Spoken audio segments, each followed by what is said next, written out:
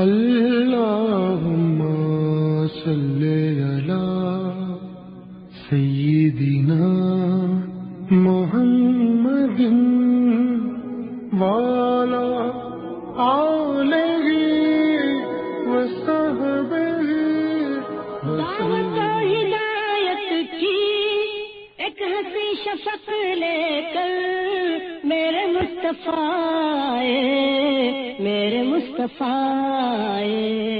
کفر کے اندھیروں میں نور کا طبق لے کر میرے مصطفیٰ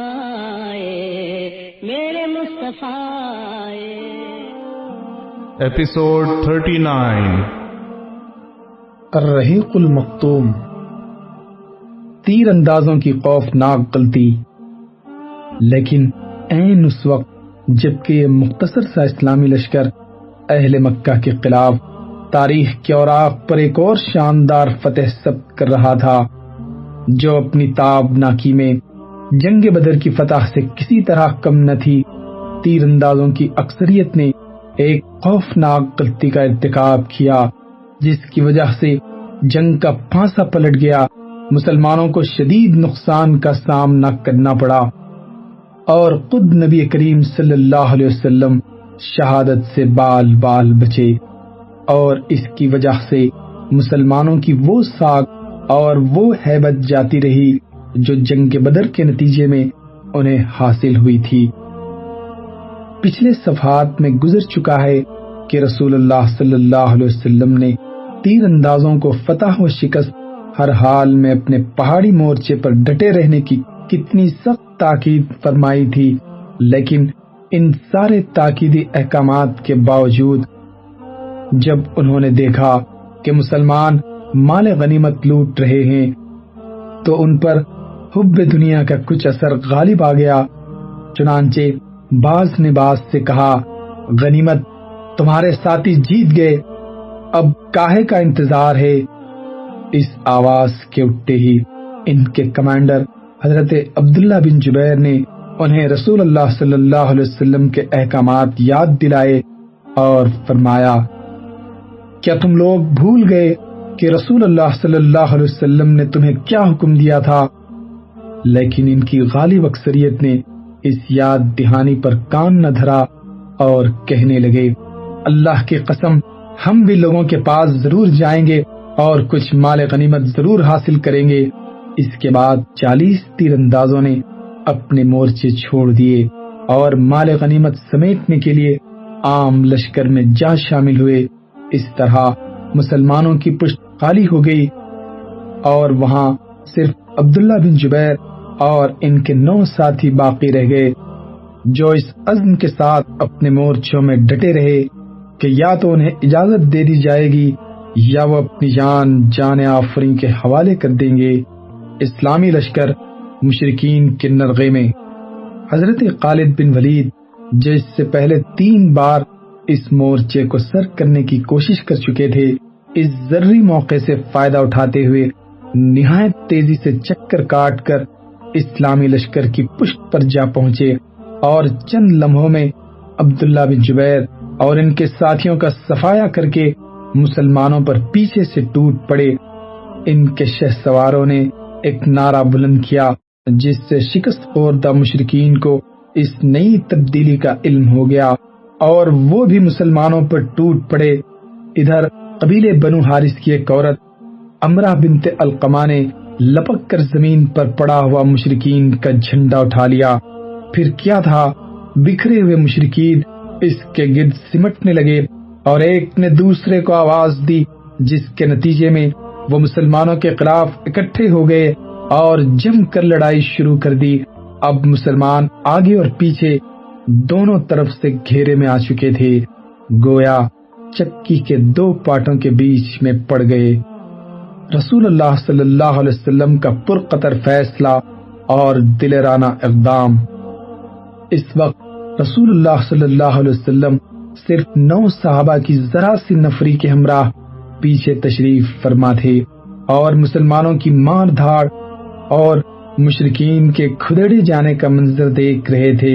کیا آپ کو ایک لفظ اچانک خالد بن ولید کے شہ سوار دکھائی پڑے۔ اس کے بعد آپ کے سامنے دو ہی راستے تھے، یا تو آپ اپنے 9 رفقا سمیت بھاگ کر کسی محفوظ جگہ چلے جاتے اور اپنے لشکر کو جو اب نرغے میں آیا ہی چاہتا تھا اس کی قسمت پر چھوڑ دیتے، یا اپنی جان خطرے میں ڈال کر اپنے صحابہ کو بلاتے اور ان کی تعداد اپنے پاس جمع کر کے ایک مضبوط محاذ تشکیل دیتے اور اس کے ذریعے مشرکین کا گھیرا توڑ کر اپنے لشکر کے لیے احد کی بلندی کی طرف جانے کا راستہ بناتے۔ آزمائش کے اس نازک ترین موقع پر رسول اللہ صلی اللہ علیہ وسلم کی عبقریت اور بے نظیر شجاعت نمایاں ہوئی، کیونکہ آپ صلی اللہ علیہ وسلم نے جان بچا کر بھاگنے کے بجائے اپنی جان خطرے میں ڈال کر صحابہ کرام کی جان بچانے کا فیصلہ کیا۔ چنانچہ آپ نے خالد بن ولید کے شہ سواروں کو دیکھتے ہی نہایت بلند آواز سے صحابہ کرام کو پکارا، اللہ کے بندو ادھر! حالانکہ آپ جانتے تھے کہ یہ آواز مسلمانوں سے پہلے مشرکین تک پہنچ جائے گی، اور یہی ہوا۔ چنانچہ یہ آواز سن کر مشرکین کو معلوم ہو گیا کہ آپ یہی موجود ہیں، لہذا ان کا ایک دستہ مسلمانوں سے پہلے آپ کے پاس پہنچ گیا اور باقی شہ سواروں نے تیزی کے ساتھ مسلمانوں کو گھیرنا شروع کر دیا۔ اب ہم دونوں کی تفصیلات الگ الگ ذکر کر رہے ہیں۔ مسلمانوں میں انتشار۔ جب مسلمان نرغے میں آ گئے تو ایک گروہ تو ہوش کھو بیٹھا، اسے صرف اپنی جان کی پڑی تھی، چنانچہ اس نے میدان جنگ چھوڑ کر فرار کی راہ اختیار کی۔ اسے کچھ خبر نہ تھی کہ پیچھے کیا ہو رہا ہے۔ ان میں سے کچھ تو بھاگ کر مدینے میں جا گھسے اور کچھ پہاڑ کے اوپر چڑھ گئے۔ ایک اور گروہ پیچھے کی طرف پلٹا تو مشرکین کے ساتھ مخلوط ہو گیا۔ دونوں لشکر گڈ مڈ ہو گئے اور ایک دوسرے کا پتہ نہ چل سکا۔ اس کے نتیجے میں خود مسلمانوں کے ہاتھوں بعض مسلمان مار ڈالے گئے۔ چنانچہ صحیح بخاری میں حضرت عائشہ رضی اللہ عنہا سے مروی ہے کہ احد کے روز پہلے مشرکین کو شکست فاش ہوئی، اس کے بعد ابلیس نے آواز لگائی کہ اللہ کے بندو پیچھے۔ اس پر اگلی صف پلٹی اور پچھلی صف سے گد گئی۔ حذیفہ نے دیکھا کہ ان کے والد یمان پر حملہ ہو رہا ہے۔ وہ بولے، اللہ کے بندو میرے والد ہیں، لیکن اللہ کی قسم لوگوں نے ان سے ہاتھ نہ روکا، یہاں تک کہ انہیں مار ہی ڈالا۔ حذیفہ نے کہا، اللہ آپ لوگوں کی مغفرت کرے۔ حضرت عروہ کا بیان ہے کہ واللہ حضرت حذیفہ میں ہمیشہ خیر کا بقیہ رہا، یہاں تک کہ وہ اللہ سے جا ملے۔ غرض اس گروہ کی صفوں میں سخت انتشار اور بد نظمی پیدا ہو گئی۔ بہت سے لوگ حیران اور سرگرداں تھے، ان کی سمجھ میں نہیں آ رہا تھا کہ کدھر جائیں۔ اسی دوران ایک پکارنے والے کی پکار سنائی پڑی کہ محمد قتل کر دیے گئے ہیں صلی اللہ علیہ وسلم۔ اس سے رہا سہا ہوش بھی جاتا رہا۔ اکثر لوگوں کے حوصلے ٹوٹ گئے، بعض نے لڑائی سے ہاتھ روک لیا اور درماندہ ہو کر ہتھیار پھینک دیے۔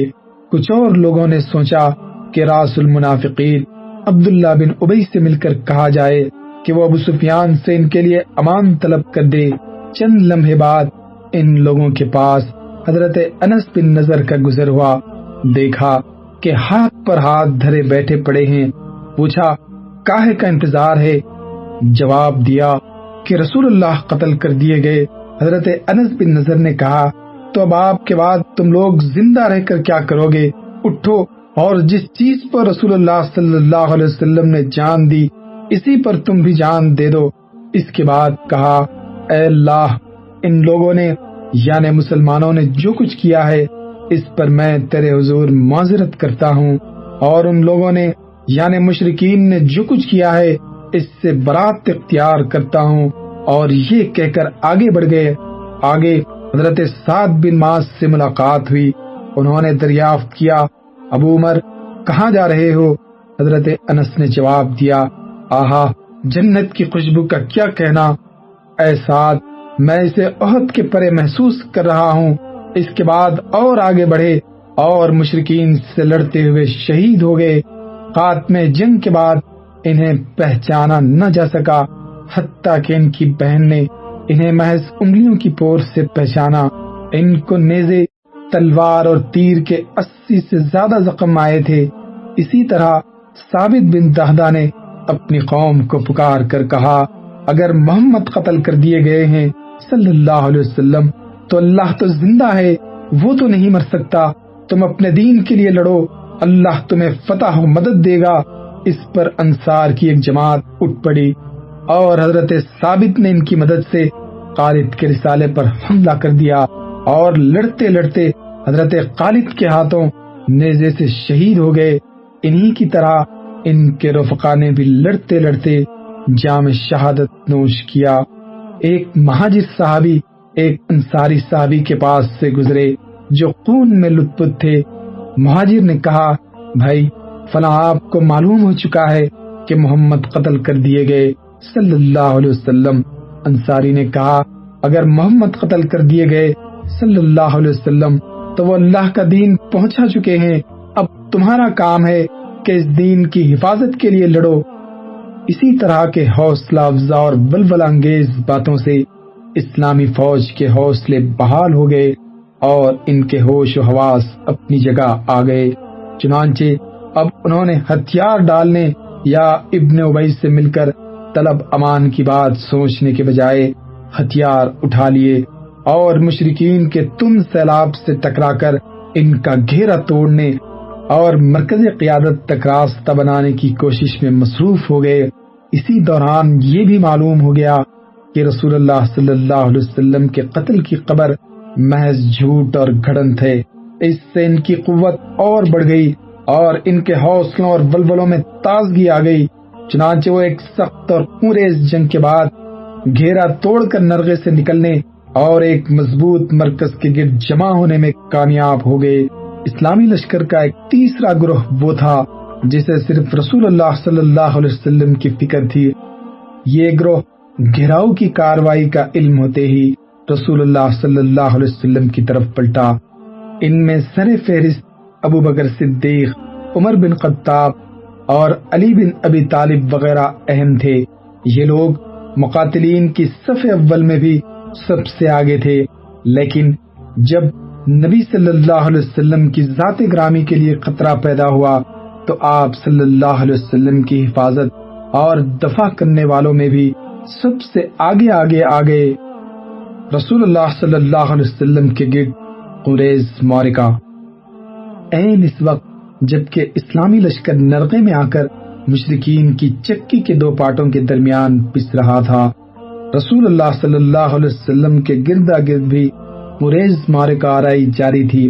ہم بتا چکے ہیں مشرکین نے گھیراؤ کی کاروائی شروع کی تو رسول اللہ صلی اللہ علیہ وسلم کے ہمراہ محض 9 آدمی تھے، اور جب آپ صلی اللہ علیہ وسلم نے مسلمانوں کو یہ کہہ کر پکارا کہ میری طرف آؤ، میں اللہ کا رسول ہوں، تو آپ کی آواز مشرکین نے سن لی اور آپ کو پہچان لیا، کیونکہ اس وقت وہ مسلمانوں سے بھی زیادہ آپ کے قریب تھے۔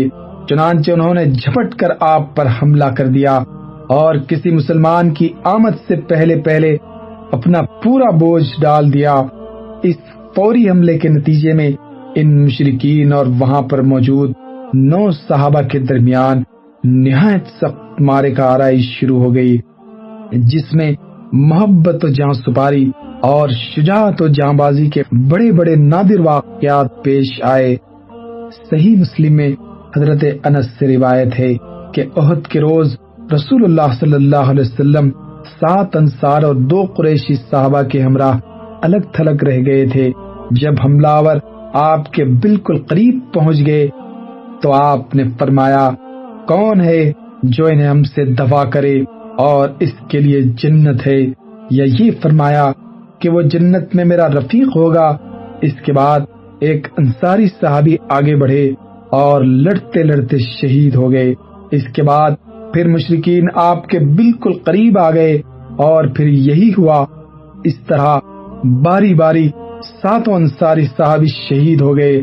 اس پر رسول اللہ صلی اللہ علیہ وسلم نے اپنے 2 باقی ماندہ ساتھیوں یعنی قریشیوں سے فرمایا ہم نے اپنے ساتھیوں سے انصاف نہیں کیا۔ ان 7 میں سے آخری صحابی حضرت عمارہ بن یزید تھے۔ وہ لڑتے رہے یہاں تک کہ زخموں سے چور ہو کر گر پڑے۔ ابن السکن کے گرنے کے بعد رسول اللہ صلی اللہ علیہ وسلم کے ہمراہ صرف 2 قریشی صحابی رہ گئے تھے۔ چنانچہ صحیحین میں ابو عثمان کا بیان مروی ہے کہ جن ایام میں آپ صلی اللہ علیہ وسلم نے معرکہ آرائیاں کی، ان میں سے ایک لڑائی میں آپ صلی اللہ علیہ وسلم کے ساتھ طلحہ بن عبید اللہ، سعد بن ابی وقاص کے سوا کوئی نہ رہ گیا تھا، اور یہ لمحہ رسول اللہ صلی اللہ علیہ وسلم کی زندگی کے لیے نہایت نازک ترین لمحہ تھا، جبکہ مشرکین کے لیے انتہائی سنہری موقع تھا۔ اور حقیقت یہ ہے کہ مشرکین نے اس موقع سے فائدہ اٹھانے میں کوئی کوتاہی نہیں کی۔ انہوں نے اپنا تابڑ توڑ حملہ نبی صلی اللہ علیہ وسلم پر مرکوز رکھا اور چاہا کہ آپ کا کام تمام کر دیں۔ اسی حملے میں عتبہ بن ابی وقاص نے آپ کو پتھر مارا، جس سے آپ صلی اللہ علیہ وسلم پہلو کے بل گر گئے۔ آپ صلی اللہ علیہ وسلم کا داہنا نچلا رباعی دانت ٹوٹ گیا اور آپ صلی اللہ علیہ وسلم کا نچلا ہونٹ زخمی ہو گیا۔ عبداللہ بن شہاب زہری نے آگے بڑھ کر آپ کی پیشانی زخمی کر دی۔ ایک اور اڑیل سوار عبداللہ بن قمہ نے لپک کر آپ کے کندھے پر ایسی سخت تلوار ماری کہ آپ صلی اللہ علیہ وسلم 1 مہینے سے زیادہ عرصے اس کی تکلیف محسوس کرتے رہے۔ البتہ آپ کی دوہری زرہ نہ کٹ سکی۔ اس کے بعد اس نے پہلے ہی کی طرح پھر ایک زوردار تلوار ماری جو آنکھ سے نیچے کی ابھری ہوئی ہڈی پر لگی، اور اس کی وجہ سے خود کی 2 کڑیاں چہرے کے اندر دھس گئیں۔ ساتھ ہی اس نے کہا، اسے لے، میں قمہ توڑنے والے کا بیٹا ہوں۔ رسول اللہ صلی اللہ علیہ وسلم نے چہرے سے خون پہنچتے ہوئے فرمایا، اللہ تجھے توڑ ڈالے۔ صحیح بخاری میں مروی ہے کہ آپ صلی اللہ علیہ وسلم کا رباعی دانت توڑ دیا گیا اور سر زخمی کر دیا گیا۔ اس وقت آپ اپنے چہرے سے خون پہنچتے جا رہے تھے اور کہتے جا رہے تھے، وہ قوم کیسے کامیاب ہو سکتی ہے جس نے اپنے نبی کے چہرے کو زخمی کر دیا اور اس کا دانت توڑ دیا، حالانکہ وہ انہیں اللہ کی طرف دعوت دے رہا تھا۔ اس پر اللہ عز و جل نے یہ آیت نازل فرمائی، لیس لک من الامر شیء او یتوب علیہم او یعذبہم فانہم ظالمون۔ آپ کو کوئی اختیار نہیں، اللہ چاہے تو انہیں توبہ کی توفیق دے اور چاہے تو عذاب دے کہ وہ ظالم ہیں۔ طبرانی کی روایت ہے کہ آپ صلی اللہ علیہ وسلم نے اس روز فرمایا، اس قوم پر اللہ کا سخت عذاب ہو جس نے اپنے پیغمبر کا چہرہ خون آلود کر دیا۔ پھر تھوڑی دیر رک کر فرمایا، اللہم اغفر لقومی فانہم لا یعلمون۔ اے اللہ میری قوم کو بخش دے، وہ نہیں جانتی۔ صحیح مسلم کی روایت میں بھی یہی ہے کہ آپ صلی اللہ علیہ وسلم بار بار کہہ رہے تھے، رب اغفر لقومی فانہم لا یعلمون۔ اے پروردگار میری قوم کو بخش دے، وہ نہیں جانتی۔ قاضی ایاز کی شفا میں یہ الفاظ ہیں، اللہم اہد قومی فانہم لا یعلمون۔ اے اللہ میری قوم کو ہدایت دے، وہ نہیں جانتی۔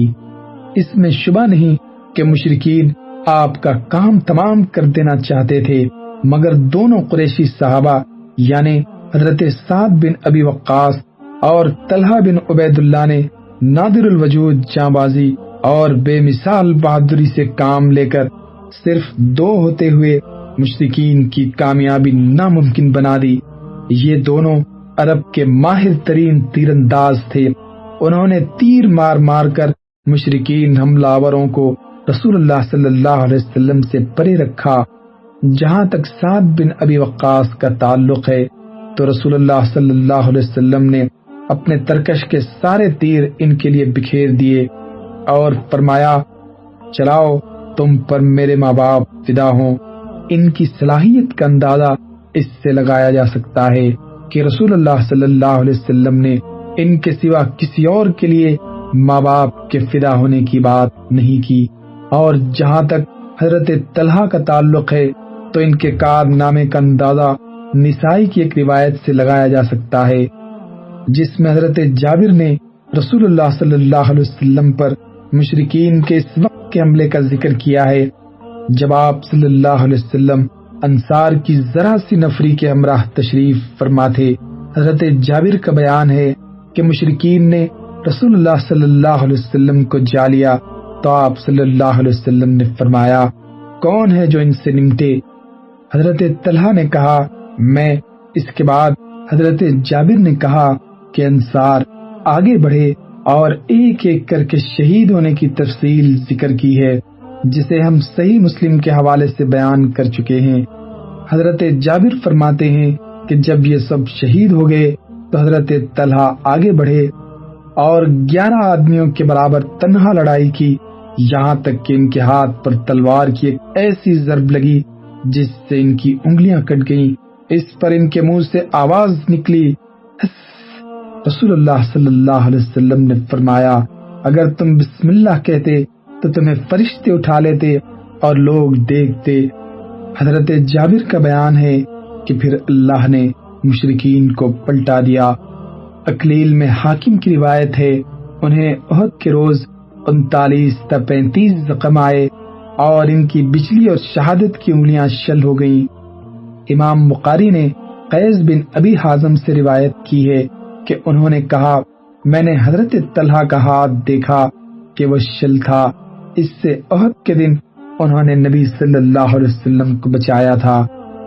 ترمذی کی روایت ہے کہ رسول اللہ صلی اللہ علیہ وسلم نے ان کے بارے میں اس روز فرمایا، جو شخص کسی شہید کو روئے زمین پر چلتا ہوا دیکھنا چاہے وہ طلحہ بن عبید اللہ کو دیکھ لے۔ اور ابو داود نے حضرت عائشہ رضی اللہ عنہا سے روایت کی ہے کہ ابو بکر جب جنگ احد کا تذکرہ فرماتے تو کہتے کہ یہ جنگ کل کی کل طلحہ کے لیے تھی، یعنی اس میں نبی صلی اللہ علیہ وسلم کے تحفظ کا اصل کارنامہ انہی نے انجام دیا تھا۔ حضرت ابو بکر نے ان کے بارے میں یہ بھی کہا، اے طلحہ بن عبید اللہ، تمہارے لیے جنتیں واجب ہو گئیں اور تم نے اپنے یہاں حورین کا ٹھکانہ بنا لیا۔ اسی نازک ترین لمحے اور مشکل ترین وقت میں اللہ نے غیب سے اپنی مدد نازل فرمائی۔ چنانچہ صحیحین میں حضرت سعد کا بیان ہے کہ میں نے رسول اللہ صلی اللہ علیہ وسلم کو احد کے روز دیکھا۔ آپ صلی اللہ علیہ وسلم کے ساتھ 2 آدمی تھے، سفید کپڑے پہنے ہوئے، یہ دونوں آپ کی طرف سے انتہائی زوردار لڑائی لڑ رہے تھے۔ میں نے اس سے پہلے اور اس کے بعد ان دونوں کو کبھی نہیں دیکھا۔ ایک اور روایت میں ہے کہ یہ دونوں حضرت جبرائیل اور حضرت میکائیل تھے۔ رسول اللہ صلی اللہ علیہ وسلم کے پاس صحابہ کے اکٹھا ہونے کی ابتدا، یہ سارا حادثہ چند لمحات کے اندر اندر بالکل اچانک اور نہایت تیز رفتاری سے پیش آ گیا، ورنہ نبی صلی اللہ علیہ وسلم کے منتخب صحابہ کرام جو لڑائی کے دوران صف اول میں تھے، جنگ کی صورتحال بدلتے ہی یا نبی صلی اللہ علیہ وسلم کی آواز سنتے ہی آپ کی طرف بے تحاشا دوڑ کر آئے کہ کہیں آپ کو کوئی ناگوار حادثہ پیش نہ آ جائے۔ مگر یہ لوگ پہنچے تو رسول اللہ صلی اللہ علیہ وسلم زخمی ہو چکے تھے، 6 انصار شہید ہو چکے تھے، 7 میں زخمی ہو کر گر چکے تھے، اور حضرت سعد اور حضرت طلحہ جان توڑ کر مدافعت کر رہے تھے۔ ان لوگوں نے پہنچتے ہی اپنے جسم اور ہتھیاروں سے نبی صلی اللہ علیہ وسلم کے گرد ایک باڑ تیار کر دی اور دشمن کے تابڑ توڑ حملے روکنے میں انتہائی بہادری سے کام لیا۔ لڑائی کی صف سے آپ کے پاس پلٹ کر آنے والے سب سے پہلے صحابی آپ کے یار غار حضرت ابو بکر صدیق تھے۔ ابن حبان نے اپنی صحیح میں حضرت عائشہ رضی اللہ عنہا سے روایت کی ہے کہ ابو بکر نے فرمایا، احد کے دن سارے لوگ نبی صلی اللہ علیہ وسلم سے پلٹ گئے تھے یعنی محافظین کے سوا تمام صحابہ آپ کو آپ کی قیام گاہ میں چھوڑ کر لڑائی کے لیے اگلی صفوں میں چلے گئے تھے۔ پھر گھراؤ کے حادثے کے بعد میں پہلا شخص تھا جو نبی صلی اللہ علیہ وسلم کے پاس پلٹ کر آیا۔ دیکھا تو آپ کے سامنے ایک آدمی تھا جو آپ کی طرف سے لڑ رہا تھا اور آپ کو بچا رہا تھا۔ میں نے جی جی میں کہا، تم طلحہ ہو، تم پر میرے ماں باپ فدا ہوں۔ اتنے میں ابو عبیدہ بن الجراح میرے پاس آ گئے۔ وہ اس طرح دوڑے آ رہے تھے گویا چڑیا اڑ رہی ہے، یہاں تک کہ مجھ سے آ ملے۔ اب ہم دونوں نبی صلی اللہ علیہ وسلم کی طرف دوڑے۔ دیکھا تو آپ صلی اللہ علیہ وسلم کے آگے طلحہ بچھے پڑے ہیں۔ آپ صلی اللہ علیہ وسلم نے فرمایا، اپنے بھائی کو سنبھالو، اس نے جنت واجب کر لی۔ حضرت ابو بکر کا بیان ہے کہ ہم پہنچے تو نبی صلی اللہ علیہ وسلم کا چہرے مبارک زخمی ہو چکا تھا اور قوت کی 2 کڑیاں آنکھ کے نیچے رخسار میں دھنس چکی تھی۔ میں نے انہیں نکالنا چاہا تو ابو عبیدہ نے کہا، اللہ کا واسطہ دیتا ہوں مجھے نکالنے دیجیے۔ اس کے بعد انہوں نے منہ سے کڑی پکڑی اور آہستہ آہستہ نکالنی شروع کی تاکہ رسول اللہ صلی اللہ علیہ وسلم کو اذیت نہ پہنچے، اور بلا کر ایک کڑی اپنے منہ سے کھینچ کر نکال دی، لیکن اس کوشش میں ان کا ایک نچلا دانت گر گیا۔ اب دوسری میں نے کھینچنی چاہی تو ابو عبیدہ نے پھر کہا، ابو بکر اللہ کا واسطہ دیتا ہوں مجھے کھینچنے دیجیے۔ اس کے بعد دوسری بھی آہستہ آہستہ کھینچی، لیکن ان کا دوسرا نچلا دانت بھی گر گیا۔ پھر رسول اللہ صلی اللہ علیہ وسلم نے فرمایا، اپنے بھائی طلحہ کو سنبھالو، اس نے جنت واجب کر لی۔ حضرت ابو بکر صدیق کہتے ہیں کہ اب ہم طلحہ کی طرف متوجہ ہوئے اور انہیں سنبھالا۔ ان کو 10 سے زیادہ زخم آ چکے تھے۔ تہذیب تاریخ دمشق میں ہے کہ ہم ان کے پاس بعض گڑھوں میں آئے تو کیا دیکھتے ہیں کہ انہیں نیزے، تیر اور تلوار کے کم و بیش 60 زخم لگے ہوئے ہیں اور ان کی انگلی کٹ گئی ہے۔ ہم نے کسی قدر ان کا حال درست کیا۔ اس سے بھی اندازہ ہوتا ہے کہ حضرت طلحہ نے اس دن دفاع و قتال میں کیسی جانبازی اور بے جگری سے کام لیا تھا۔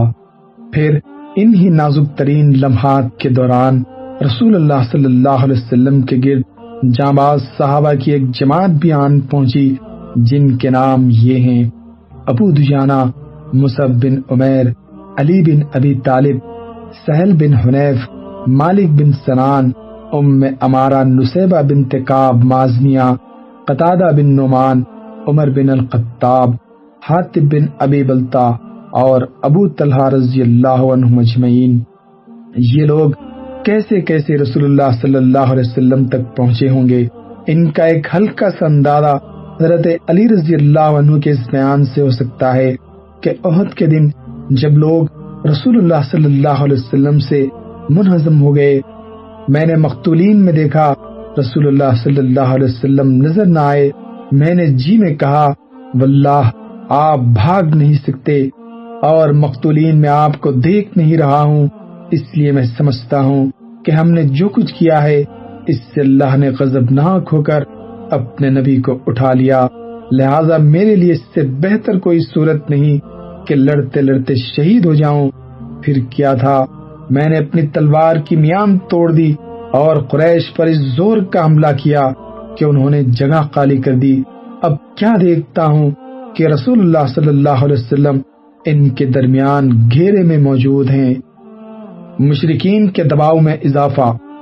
ادھر مشرکین کی تعداد بھی لمحہ بلمحہ بڑھتی جا رہی تھی، جس کے نتیجے میں ان کے حملے سخت ہوتے جا رہے تھے اور ان کا دباؤ بڑھتا جا رہا تھا، یہاں تک کہ رسول اللہ صلی اللہ علیہ وسلم ان چند گڑھوں میں سے ایک گڑھے میں جا گرے جنہیں ابو عامر فاسق نے اسی قسم کی شرارت کے لیے کھود رکھا تھا، اور اس کے نتیجے میں آپ کا گھٹنا موچ کھا گیا۔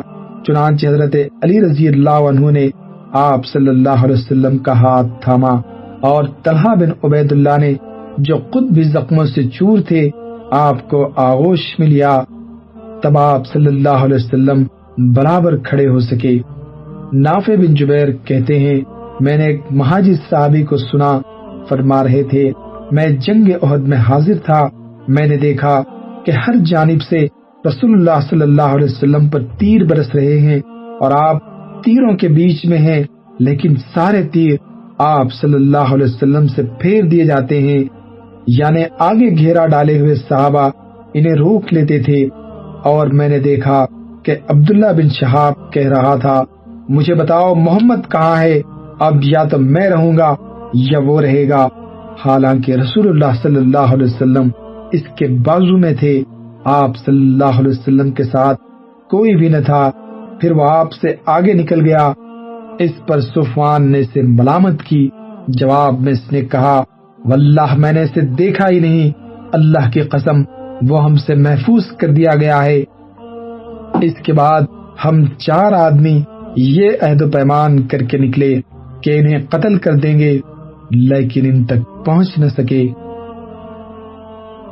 اللہم صلی علی محمد وعلی آلہ وصحبہ وسلم۔ اللہم صلی علی